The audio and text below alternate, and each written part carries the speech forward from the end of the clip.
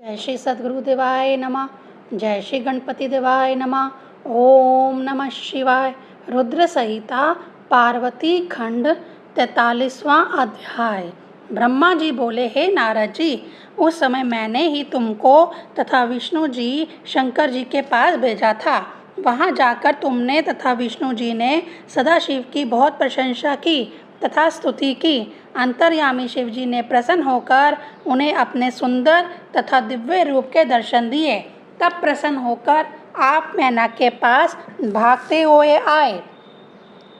आकर बोले, हे मैना देवी, सुंदर व दिव्य रूप में अवस्थित हैं, आप चलकर दर्शन कर लो। अभी वह आपके घर ही आ रहे हैं। इस प्रकार के वचन सुनकर मैना आपको साथ लेकर वहां गई तथा शिवजी के सुंदर रूप के दर्शन करके आनंदित होने लगी।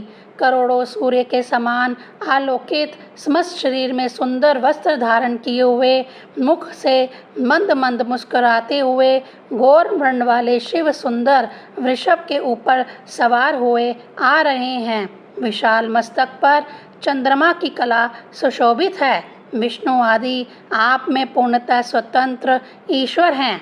यह तो सब कामों को बिगाड़ने वाला है। इस हट को छोड़कर पार्वती जी का विवाह उनके साथ कर दो। यह सुनकर रोते रोते मैना कहने लगी, पितामह, व्यर्थ में झूठी प्रशंसा मत करो। मैंने स्वयं अपनी आँखों उनका रूप देखा है। इस प्रकार विलाप करती हुई मैना अपने हट पर अड़ी रही। तब अंत में विष्णु जी पहुंचकर मैना को समझाने लगे। विष्णु जी ने कहा, हे मैना देवी, तुम तो पितृेश्वरों की पुत्री हो, धर्म का आधार लेकर चलने वाली समझदार हो। इस प्रकार का हट तुम्हें शोभा नहीं देता। तुमने अभी शिवजी को देखा ही कहाँ है। वह तो सगुण भी हैं और निर्गुण भी, सुंदर भी हैं और असुंदर भी, सभी उनका पूजन करते हैं। वह ही सज्जनों की गति हैं। मूल प्राकृतिक ईश्वर एवं पुरुषोत्तम को प्रथम उन्होंने ही रचा। मैं व ब्रह्मा उन्हीं की संतान हैं। इसके बाद समस्त लोगों के हित के लिए अपनी इच्छा से भगवान रुद्र ने अवतार धारण किया है।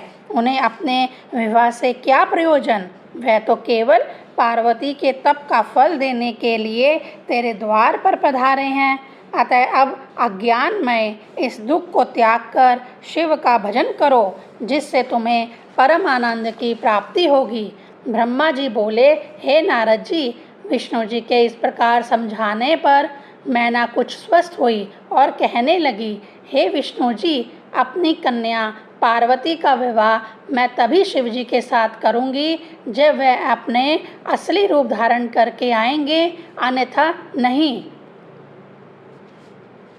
40वां अध्याय। ब्रह्मा जी कहने लगे, हे नारद जी, इसके बाद भगवान शिव प्रसन्नता पूर्वक गणों, देवताओं, सिद्धों, मुनियों आदि के साथ हिमाचल के घर पहुँचे। मैना भी शीघ्रता से सभी स्त्रियों के साथ लेकर घर आकर शिवजी के स्वागत के लिए आरती सजाने लगी।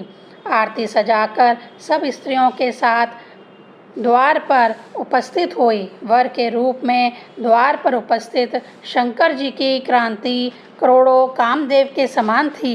मैना ने गौर वर्ण, एक मुख, त्रिनेत्रधारी, सुगंधित मालती पुष्पों की माला, मुकुट, बाजूबंद, रतन जड़ित कंगन आदि धारण किए हुए, चंदन, कस्तूरी आदि से सुगंधित युवा मंद मंद मुस्कुराते हुए उन शंकर जी के दर्शन कर आपने अपने आप को धन्य समझा। हर्ष अतिरेक में मैना ने बड़े प्रेम से उनकी आरती उतारी। शिव जी का यह रूप पार्वती द्वारा बताए रूप से भी अधिक सुंदर था। आरती के बाद मैना भीतर चली गई। वहाँ लड़कियाँ महादेव जी की शोभा देखकर आपस में कहने लगी, ऐसा वर तो हमने कहीं नहीं देखा। देवता उनकी सेवा करते हैं आ रहे हैं। सूर्य ने उनके सिर पर छत्र धारण कर रखा है। चंद्रमा आभूषणों की शोभा को धारण किए हुए है।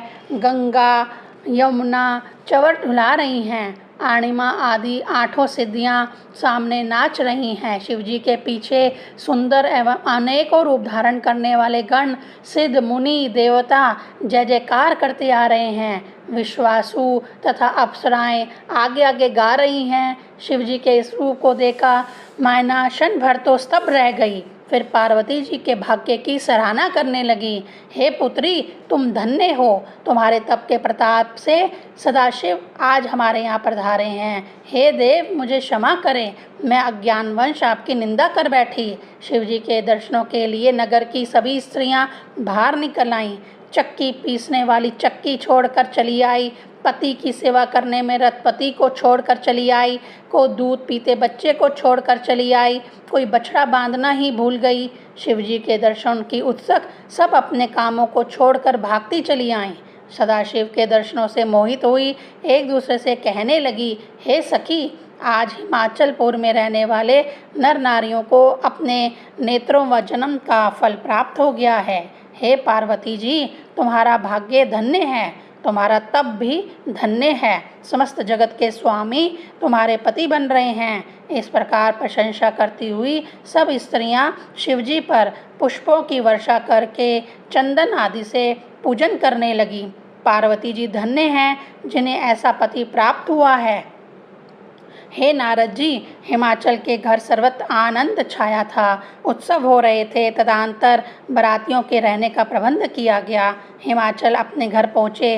तत्पश्चात जगत जननी पार्वती जी सब देवों के पूजन के लिए बाहर निकली। सुंदर नील कमल के समान नेत्रों वाली सुंदर चितवन तथा कटाक्ष युक्त मस्तक पर संदूर लगाए, गले में रत्न माला धारण किए हुए, चंदन, कस्तूरी, केशर आदि लगाए हुए, लाल कमल के समान पैरों पर सुशोभित पैजनिया से युक्त सब प्रकार से श्रृंगारित पार्वती जी ने सब देवताओं को नमस्कार किया। शिव जी ने भी दृष्टि घुमाकर उनकी ओर देखा। उन्हें वह साक्षात सती प्रतीत हुई। सती के सिमरन से शिव जी पुलकित हो उठे।